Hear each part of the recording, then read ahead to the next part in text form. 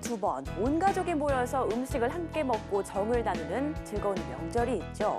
이런 명절과 관련된 신조어들이 우후죽순 늘어나고 있는데요. 여러분은 어떤 신조어를 알고 계신가요? 자, 몇 가지 좀 살펴볼까요? 일단 명절 증후군은 대부분 아실 테고, 이 명절 때 고향에 갔다가 집으로 돌아오는 길에 여행이나 나들이 떠나는 사람들을 일컫는 디턴족. 또 명절에 고향을 내려가는 대신 0.5배의 아르바이트 시급을 더 받기 위해서 일하는 0.5배족이라는 신조어도 있습니다. 또 명절 대피소라는 말도 있는데 이건 무슨 뜻일까요? 명절에 모인 친척들의 질문 공세가 두려운 취업 준비생들이 집을 나와서 학원으로 피난한다고 해서 명절 대피소라는 단어가 만들어졌다고 합니다. 또 명절이 되면 가족 간의 갈등이 심화돼 이혼 가정이 늘어나는 것에서 명절 이혼이라는 단어도 생겼습니다. 대부분의 신조어들이 좋은 의미가 아니라는 걸 알 수 있죠. 그만큼 오늘날 명절이라는 단어는 가족의 가슴을 멍들게 하는 멍절로 전락해버렸는데요. 다시 따뜻하기만 했던 예전으로 돌아갈 순 없을까요? 오늘은 명절에 겪을 수 있는 다양한 분쟁들에 대한 이야기를 나눠보겠습니다. 아는 만큼 보인다. 이럴 땐 이런 법. 1년에 한두 번인데 뭐가 힘들어? 명절 분노주의보가 발령됐다. 무엇이 오랜만에 만난 가족과의 즐거운 시간을 산산이 부서지게 만드는 것일까? 친정이 먼저냐? 시댁이 먼저냐? 상속 싸움에 제사상 지어비가 웬 말? 부부, 장서 갈등과 같은 사람 대 사람의 갈등부터 평소보다 3배가량 증가하는 명절 연휴 뒤 이혼 신청까지 매년 끊이지 않는 가족들의 갈등과 분쟁. 즐거운 민족 대명절에 일어나는 분쟁을 막고 가족 해체로 이어지지 않기 위한 현명한 해결법. 이럴 땐 이런 법에서 자세히 알아보자. 네, 오늘의 주제 바로 명절에 겪을 수 있는 다양한 분쟁들입니다. 평소에도 겪을 수 있는 문제들이지만 유독 명절 기간에 더 많이 또 더 심하게 싸움이 일어나는 경우가 많은데요. 그 이유가 무엇인지 또 해결 방법은 무엇인지 법무법인 1호 대표 박병규 변호사 그리고 법제처의 조연경 사무관님과 함께 이야기 나눠보겠습니다. 안녕하세요. 안녕하세요. 네. 안녕하세요. 자, 명절이 지나면요 소송이 더 많이 늘어난다고 하는데 실제로 그런가요? 네, 실제로 그렇습니다. 명절 이후 가족 간에 발생하는 소송은 주로 이혼, 상속, 부양 관련 분쟁입니다. 통계청이 발표한 최근 5년간 이혼 통계에 따르면 명절 전후인 2, 3월과 10월, 11월의 이혼 건수가 직전 달보다 평균 11.5% 많다고 합니다. 네. 또한 상속 분쟁인 유류분 반환 청구 소송 역시 2011년 527건, 12년 594건, 13년 606건, 14년 771건, 15년 1008건으로 계속적으로 증가하는 추세에 있습니다. 네, 계속 증가 추세에 있다고 하니까 참 안타까운데요. 그럼 주로 어떤 갈등이 많이 발생하나요? 대표적인 갈등이 고부 갈등과 예. 장서 갈등이고 그 외에도 시댁 방문과 관련된 배우자와의 갈등, 부모 보양 문제로 형제들 간의 불화, 상속 재산 배분 문제 등의 갈등이 있습니다. 또한 종교 갈등으로 인해 소위 절을 할지 말지 여부에 대한 제사와 추모 예배 사이의 갈등도 요즘에 극히 문제되고 있습니다. 네. 그런데 명절 연휴 뒤에 이혼을 결심했다면 그 연휴 기간에 어떤 부당한 대우를 당해서 홧김에 이혼을 결심하는 경우도 있을 것 같은데요. 평소에는 괜찮게 잘 지내다가 이렇게 명절에 이혼을 결심했다면 이것도 이혼 사유에 해당할까요? 네, 이혼 사유에 대해서 말씀을 드리자면 예. 먼저 그 협의 이혼 또 재판상 이혼을 구분할 필요가 있는데요. 이혼은 이렇게 협의 이혼과 재판상 이혼으로 나뉘어집니다. 먼저 협의 이혼이란 것은 부부가 서로 합의를 해서 이혼하는 것을 말하고요. 부부가 이혼과 또 자녀의 친권, 양육 등에 관해서 합의하고 법원으로부터 이혼 의사 확인을 받아서 행정관청에 이혼 신고하는 방식으로 진행이 됩니다. 또 다음으로 재판상 이혼은 우리가 흔히 말하는 이혼 사유가 있어야 한다는 점이 좀 다른 점이고요. 이혼에 대해서 협의가 되지 않은 경우에 민법에서 정하는 특별한 이혼 사유가 있어야만 법원에서 이혼 판결을 내리게 됩니다. 민법에 따른 이혼 사유를 보면 첫 번째, 배우자의 부정한 행위가 있었을 때, 또 두 번째, 배우자가 악의로 다른 일방을 유기한 때, 셋째로 배우자 또는 그 직계 존속으로부터 심각한 정도의 부당한 대우를 받았을 때, 또 넷째로 자기의 직계 존속이 배우자로부터 심각한 정도의 부당한 대우를 받았을 때가 해당됩니다. 예. 그리고 배우자의 생사가 3년 이상 분명하지 않거나 기타 사유로 혼인을 계속하기 어려운 중대한 사유 등이 이런 이혼 사유에 해당됩니다. 그런데 질문 주신 것에 명절에 받은 부당한 대우가 민법에서 정하는 이혼 사유로서 배우자나 그 직계 존속으로부터 심각한 정도로 부당한 대우를 받았는지 이것을 확인하기 위해서는 이런 여러 가지 사실관계를 고려해서 법원에서 판단하게 될 것입니다. 네. 아니 그런데 명절에 가정폭력도 급증한다고 하더라고요. 이거는 이유가 뭘까요? 네, 경찰청 자료에 의하면 명절 연휴 기간 신고 건수가 평소 가정폭력 신고와 비교하면 53%나 늘어난 것으로 분석되고 있습니다. 네. 순서를 본다면 부부간 폭력, 부모 자녀 간의 폭력, 형제 자매 간 폭력 순서였습니다. 명절 동안 음주, 개인적 문제 등으로 갈등은 빚는 외에 시댁 방문, 제사 음식 준비, 부모 부양을 둘러싼 불화, 다툼 등의 다양한 원인이 명절 스트레스로 바뀌어서 결국 가정폭력으로 이어진다고 할 것입니다. 네, 이제 말싸움에서 넘어서서 가정폭력으로 커진다는 얘기인데요. 그런데 가정폭력을 당하고도 무서워서, 보복이 무서워서 신고를 못하는 경우가 많다고 하더라고요. 사무관님, 이럴 때는 어떻게 대처하면 좋을까요? 네, 가정폭력을 당하면 그 대처 방법으로 먼저 가정폭력 전문 상담 기관을 통해서 그런 피해 관련 사항이라든지 긴급 보호나 법률 문제 같은 부분을 상담받을 수 있겠습니다. 가정폭력 상담 기관에서는 상담 외에도 가해자 교정 치료나 가정폭력 예방 교육과 같은 프로그램도 운영하고 있습니다. 또 다음으로 누구든지 가정폭력을 알게 되면 경찰에 신고해서 문제를 해결할 수도 있습니다. 네. 신고받은 경찰은 즉시 현장에 출동해서 폭력 행위를 제지하고 또 가해자와 피해자를 분리하는 등의 가정폭력 범죄에 대한 응급 조치를 해야 하는데요. 이 응급 조치에도 불구하고 가정폭력이 재발될 우려가 있으면 피해자를 격리하거나 접근 금지 조치도 취할 수 있습니다. 또 마지막으로 가정폭력 피해자는 가정폭력 범죄에 대해서 고소할 수 있는데요. 형사소송법에 따르면 자기나 배우자의 직계 존속은 원래 고소할 수 없는 게 원칙인데 네. 가정폭력 피해자의 경우에는 가해자가 직계 존속인 경우에도 고소할 수가 있습니다. 네. 가정폭력의 재발이 우려가 된다거나 보복 우려가 있는 경우에 법원은 피해자를 격리하거나 또 가해자 접근 금지 조치를 한다거나 가해자 친권 행사 제한 등을 해서 피해자 보호 명령을 할 수 있습니다. 또 가정폭력 범죄에 대해 고소를 한 피해자는 이런 별도의 민사소송 없이도 가해자로부터 치료비와 부양료 등의 그 배상을 신청할 수도 있습니다. 네, 가정폭력은 뭐 명절만의 문제는 아닐 텐데요. 반드시 없어져야겠습니다.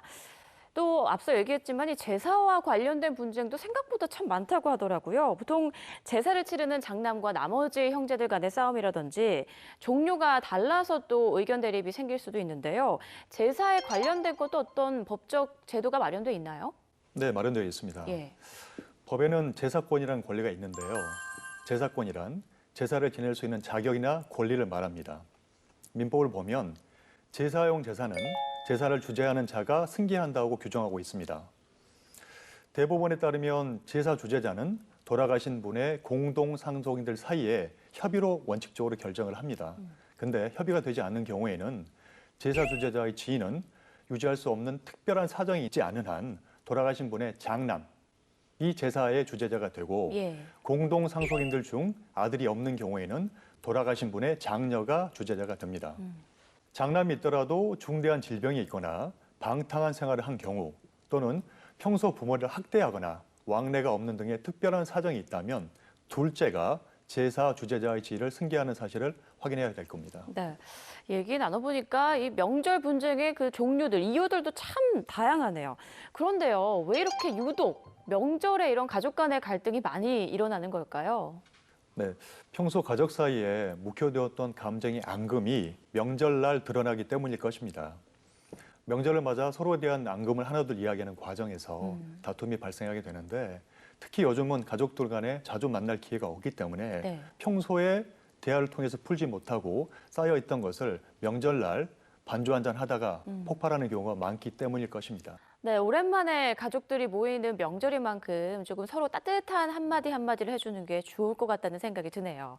자, 이번에는 명절에 일어날 수 있는 분쟁 중에서 특히 시청자 여러분이 궁금해하는 질문들을 모아봤습니다. OX 퀴즈로 알아볼게요. 자, 먼저 첫 번째 질문입니다. 제사상을 없는 건 죄가 아니다. OX. 네, X입니다. 네, 죄라는 말씀이시죠.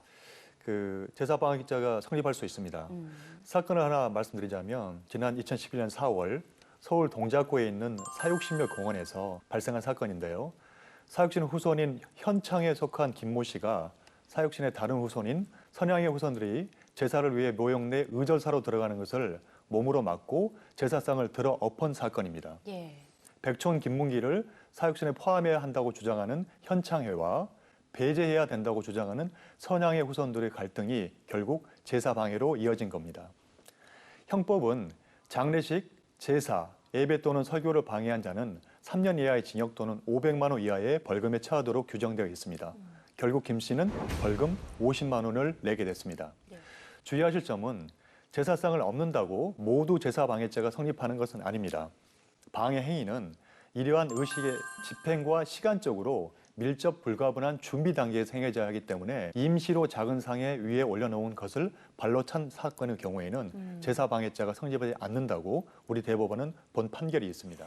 자, 다음 넘어가겠습니다. 명절 친척들과의 점 1,000원짜리 고스톱 제가 된다. OX. 옵니다. 네, 이게 점 1,000원 이상이어서 그런 건가요? 뭐 금액의 더가의 문제는 아니지만 그 고스톱 평소에 치십니까? 저 명절 때 가끔 예. 저도 점백점도 치는데 네. 점 1,000원 수준 우리 대법원 판례에 의하면 판례 태도에 따른다면 그 처벌될 가능성이 충분히 있습니다. 좀 따져본다고 하면 네.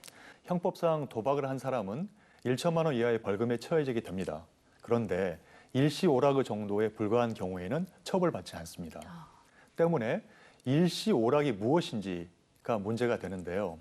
자, 대법원의 태도를 본다고 하면 일시오락 정도의 여부에 대해서 가담자의 소득 수준, 그다음에 도박의 시간과 장소, 도박을 하게 된 경위, 도박에 건 재물의 액수, 도박의 방법 및 횟수, 도박에 가담한 자들의 친분관계 등을 종합하여 판단한다고 합니다. 네. 참고로 어떤 판례 사안에서는 기초생활수급자 분들이 판돈 3만 원에 불과한 고스톱을 쳤음에도 불구하고 처벌된 경우가 있습니다. 네. 결국 단순히 판돈이 작다고 해서 처벌이 안 되는 건 아닙니다. 그렇네요. 네. 자, 마지막으로 명절에는 온 가족이 한자리에 모여서 술잔을 기울이는 경우가 많죠. 이런 상황에서요. 미성년자인 고등학생에게 무알콜 맥주를 줬다면 이거는 법에 저촉된다. OX. X입니다. 예. 청소년보호법이나 식품위생법에서는 업소를 운영하는 자가 청소년에게 또는 미성년자에게 주류를 제공하는 행위를 처벌하고 있습니다. 그리고 미성년자는 처벌받지 않습니다. 결국 이 사건의 경우에는 업주가 아니었기 때문에 그 부모나 형제들은 처벌받지 않고요. 동시에 미성년자도 처벌을 받지 않기 때문에 형법이나 우리 법에 의해서 처벌받지는 않습니다. 네, 명절에 가족들이 모인 상황에서 뭐 공부하는 조카들이나 이렇게 학생들에게 무알콜 맥주를 주는 것 정도는 괜찮다. 네, 이렇게 알고 계시면 되겠네요. 네, 괜찮습니다. 네. 자, 명절에 또 워낙 대이동이잖아요. 이동량이 많다 보니까 교통사고도 정말 많이 발생하는데요. 명절 교통사고의 주요 원인이라면 어떤 게 있나요? 평소보다 많은 교통량이 가장 큰 문제이지만 가족 단위로 이동하다 보니 운전 중 다른 곳에 시선을 뺏기기 쉬워 전방 주시 의무를 소홀히 하는 경우가 많습니다. 특히 음복이나 가족들과 식사 도중 반주를 하기 때문에 즉 음주운전이 가장 큰 원인인 것 같습니다. 네. 나가서 명절에는 주로 장거리 운전을 하게 돼 있기 때문에 그로 인한 피로로 집중력이 저하되고 또 졸음 운전을 하기 때문에 평소에 비해서 사고가 훨씬 빈발하게 발생하는 것 같습니다. 네. 또 교통사고가 발생했을 때 당황하게 되는 경우가 많잖아요. 대응 팁 좀 알려주실까요? 뭐 누구나 다 아시겠지만 예. 첫 번째가 사고가 발생하지 않는 것이 가장 중요하겠죠. 근데 사고가 난다고 하면 최대한 빨리 사고 당시의 사진 등의 증거를 확보해야 됩니다. 확보한 직후 비상등을 켜고 안전한 갓길로 차량을 이동해야만 2차 사고를 예방할 수 있습니다. 네. 또 사고 즉시 삼각대 설치하고요. 고속도로 콜센터와 보험회사에 신고하는 것도 잊지 말아야 할 것 같습니다. 네. 귀성길이 고생길이 되지 않도록 모두 각별히 좀 주의를 해야 되겠네요. 네. 네. 자, 오늘은 명절에 일어날 수 있는 다양한 분쟁들에 대해서 이야기 나눠봤는데요. 전문가들에 따르면 명절에 강력 사건들이 더 많이 일어나는 이유가 명절에는 가족과 고향에서만큼은 위안을 받고 싶은 기대가 있는데 위안은커녕 오히려 자기가 무시를 당한다고 느낄 때 또 소외감, 좌절감에 빠지게 될 때 그 영향이 훨씬 더 커서 극단적인 행동을 한다고 합니다. 명절은 떨어져 지내던 가족들이 오랜만에 모이는 뜻깊고 화목한 날이죠. 오늘 사례들 참고하셔서 세상 누구보다 가까운 가족끼리 서로 이해하고 보듬어주는 시간 보내셨으면 좋겠네요.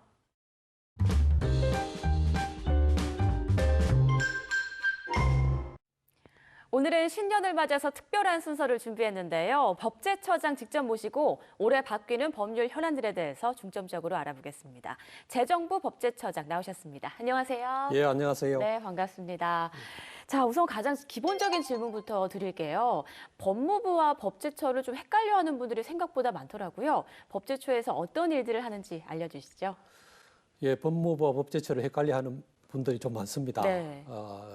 어떻게 다른지 제가 설명을 좀 드리죠. 법무부는 주로 그 민법이나 행법과 같이 그런 법을 위반한 사람들에 대해서 그 법을 집행해서 행법을 위반한 경우에는 처벌을 하기도 하고 그런 법을 집행하는 기관입니다. 네.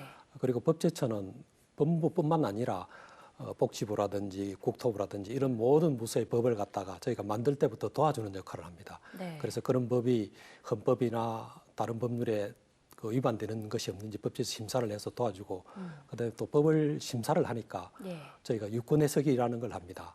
각 부처가 이 법이 도대체 어떤 뜻인지 좀 헷갈려 할 때에 저희가 이것은 이런 법이라고 명확하게 해주고 그리고 저희가 또 그 법령을 정비를 합니다. 몸이 크면은 옷을 바꿔 입어야 하는 것처럼 법령도 오래되면은 바꿔줘야 됩니다. 네. 그래서 법령 정비를 하는 역할을 하고 그다음에는 저희가 또 이 법령을 정보를 갖다가 굉장히 법령이 한 4,400건 정도 됩니다. 이 법령을 갖다가 국민들한테 아주 쉽게 알려주는 또 그런 정보 제공 역할도 하고 있습니다. 네, 그렇군요. 또 올해 법제처에서 많은 계획들을 갖고 있는 걸로 알고 있는데요. 올해 중점적으로 어떤 부분에 좀 계획을 가지고 계신가요? 예, 올해는 무엇보다 시기적으로 그 정부 출범 5년차 되는 해입니다. 네. 그래서 저희 법제처에서 그 대선 공약 사항이라든지 그런 국정 과제들을 법적으로 뒷받침해주는 그런 법안을 국회에 제출을 하고 있습니다. 그게 전부 다 526건이었는데 아직까지 제출되지 않는 건수가 한 56건 됩니다. 네. 그 법안을 올해 상반기 중으로 주요 법안을 선정해서 빨리 제출할 계획으로 되어 있고 그다음에 하나는 저희가 아까 말씀드린 법령 정비를 국민들이 체감할 수 있도록 특히 이제 일자리 창출이나 그런 어떤 취업 기회를 제공한다든지 그다음에 어떤 영업 활동을 좀 더 쉽게 한다든지 이런 여러 가지 기준을 저희가 살펴서 좀 더 정비를 하고 그다음에 지금 4차 산업혁명이라든지 여러 가지 그런 새로운 물결이 저희에게 이렇게 닥쳐오고 있는데 네. 거기에 준비하는 미래 대비를 위한 이런 법제를 지원하는 데 저희가 적극적으로 노력할 그런 계획입니다. 네. 국민 생활에 불편을 주는 그런 법령들을 개정한다고 하니까 참 반가운 소식이네요. 올해는 구체적으로 어떤 법령을 좀 정비하게 되나요? 미국의 16대 대통령 링컨 대통령이 있죠. 예. 링컨 대통령은 사실 어렸을 때 정규 학교를 못 가가지고 독학으로 공부를 해서 변호사 자격을 땄습니다. 네. 그런데 우리나라에 독학사 제도라는 게 있어가지고 그다음에 또 학점 인정에 의해서 정규 대학을 못 가고 그렇게 학점 인정을 받아가지고 학사학위를 취득하는 그런 사람들이 많습니다. 그런데 법을 자세히 살펴보면은 예를 들면 응급구조사라는 이런 자격증이 있는데 그런 자격을 취득할 때에 정규 대학이나 전문 대학을 졸업한 자 이렇게 되어 있습니다. 자격 요건이. 네. 그러니까 이렇게 학점 취득을 받은 사람들은 그 시험을 칠 수 있는 그런 기회조차도 가지 못하게 되는 그런 문제점이 있습니다. 그래서 이런 법령을 저희가 살펴보니까 한 130여 개의 법령에 그런 자격들이 있는데 그것을 저희가 관계부처하고 협의해서 다 이런 분들이 그런 시험을 칠 수 있도록 저희가 좀 적극적으로 그렇게 기회를 제공할 그런 계획이고 그리고 또 이게 새로운 그런 영업 행태들이 많이 생겨나고 있습니다.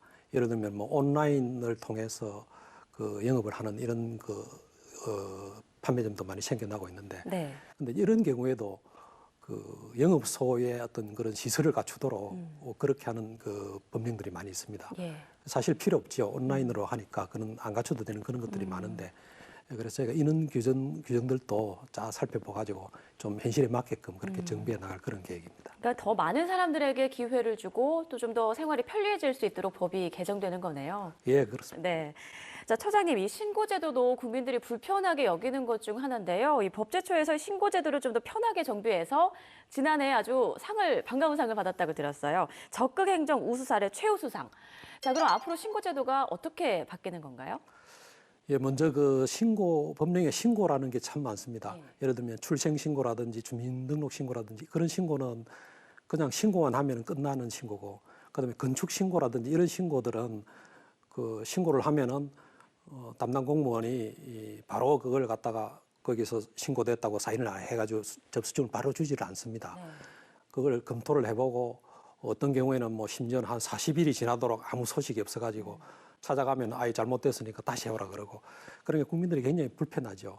그래서 저희가 이런 그 신고 규정들을 갖다가 그 다 찾아가지고 그 법률로 한 따져보면 한 420건 정도 되는데 그걸 다 따져보니까 이 공무원들도 이게 뭐 아까 그 건축신고 같은 것은 수리를 요하는 신고라 그러는데 그런 그 수리를 요하는 신고는 그런 신고라고 명시를 해가지고 예를 들면 그것도 이제 기간을 무한정 주는 것은 아니고 건축신고의 경우는 5일간만 줘가지고 5일 그 신고를 하고 나서 5일 이내에 뭐 아무런 소식이 없으면은 그냥 신고가 된 것으로 보고 집을 지을 수 있도록 제가 그렇게 아주 편리하게 그 법을 고치는 그런 작업을 하려고 합니다. 그렇군요. 또 저도 실생활에서 어떤 법적 문제가 생겼을 때 그 생활 법령 정보 홈페이지를 가끔 들어가곤 하는데요. 그런데 좀 제가 법을 잘 모르다 보니까 좀 더 쉬웠으면 좋겠다, 한눈에 들어왔으면 좋겠다 이런 생각이 들더라고요. 이런 부분도 좀 개선의 여지가 있을까요? 예, 저희가 그 지금도 저희 법제처 홈페이지에 들어오시면 예. 맞춤형 생활 정보라는 게 있습니다. 거기는 그 어떤 연령대별로라든지 그다음에 생활 영역별로라든지 그다음에 키워드별로 이렇게 해서 그 용어를 치면은 거기 관련된 법령이 이렇게 쫙 뜹니다. 예. 근데 앞으로는 그렇게 하다 보니까 법령이 그냥 서술식으로 돼 있으니까 굉장히 어렵죠. 네. 저희가 그 노인이나 그다음에 어떤 그런 좀 어려워하는 이런 분들을 위해서 앞으로는 그 그림이나 그 표를 넣어 가지고 그 부분을 좀 쉽게 해서 그렇게 그 제공할 그런 계획을 하고 가지고 있고, 그다음에 하나는 그 알파고 이야기 많이 들어보셨죠? 네, 그럼요. 저희도 앞으로는 저희가 갖고 있는 법령 정보가 굉장히 그 양이 많습니다. 예. 법령 정보, 그다음에 대법원 판례, 그다음에 유권 해석, 상담 사례 이런 걸 종합해 가지고 갇힌 그 법령 알파고를 좀 만들려고 합니다. 예를 들면은 뭐 교통사고를 제가 당했을 때에 네. 교통사고 어디서 뭐 어떤 행태로 당했다 이렇게 해가지고 그걸 사이트에 들어와서 치면은 이거는 법령 관련되는 법령이 뜨고, 그다음에 사건 관련되는 유사 사건이 뜨고, 그다음에 그게 뭐 재판 결과가 어떻게 됐는지 이렇게 쫙 뜨면서 그걸 참고를 할 수 있도록 하고, 좀 더 그게 발전이 되면은 예. 앞으로 이제 그 딥러닝 해가지고 자기 스스로 공부할 수 있는 그런 기능을 장착해서 인공지능을 가미해서 실제로 상담을 할 수 있는 그런 정도까지 저희가 발전시키려고 지금 검토를 하고 있고, 올해는 저희가 이제 좀 그 교통사고라든지 이런 쪽에 먼저 좀 하고, 내년에는 그 민행사 사건이라든지 이런 쪽도 저희가 좀 더 확대할 계획을 가지고 있습니다. 네. 국민들이 실질적이고 조금 더 편하게 이런 법적 도움들을 받을 수가 있겠네요. 예, 뭐 네. 제대로 되면은 아마 그 변호사 쪽에 자문을 구하지 않고 예. 이 저희 법령 알파고에 와서 자문을 구하면 무료로 거의 많은 게 해결되지 않을 거리 예, 생각이 듭니다. 변호사 쪽에선 반가워하지 않을 수도 있겠네요. 예, 뭐 그럴지도 모르죠. 네. 자, 지금까지 2017년 법제처의 업무 계획들 들어봤는데요. 작년도 청렴도 최우수 기관으로 선정된 만큼 아주 공정하고 성실하게 국민이 행복해지는 법을 만들어가고 있는 것 다시 한번 알 수가 있었습니다. 지난 4년간의 활약만큼이나 올해도 국민을 위한 정책과 성과가 기대가 되는데요. 자, 처장님 한 말씀 마지막으로 좀 부탁드릴게요. 예, 올해는 국정과제의 그 5년 마무리를 저희가 정말 열심히 해서 그 큰 어떤 그런 정책이 뒷받침될 수 있도록 적극적으로 지원하고, 그다음에 지금 그 경제가 어렵기 때문에 저희가 그 일자리 창출이나 어떤 경제 활력에 도움되는 그런 법령들을 정비하는 데에 그 좀 힘을 쏟겠습니다. 그래서 국민 여러분께서 정말 이 법이 많이 달라지고 법 자체가 국민이 행복해지는 법을 위해서 많이 노력하는구나 이런 그 인식이 들 수 있도록 저희가 열심히 노력하는 한 해가 되도록 하겠습니다. 네, 국민들을 위해서 조금 더 애써주시기 바랍니다. 감사합니다. 예, 감사합니다. 네, 오늘 이럴 땐 이런 법은 여기까지입니다. 오늘은 명절에 일어날 수 있는 분쟁에 대한 이야기들과 또 2017년 기존의 법들이 어떻게 정비되고 어떤 법률 개정을 앞두고 있는지 알아봤는데요. 이렇게 실생활에서 어려움을 겪고 있는 많은 법들이 어떻게 바뀌고 또 어떻게 활용되는지 지켜보는 것도 우리 국민들이 꼭 해야 할 일인 것 같습니다. 대한민국 국민 모두가 행복해지는 그날까지 법에 대한 모든 궁금증을 풀어드리겠습니다. 재미있고 유익한 법과 함께라면 이럴 땐 이런 법.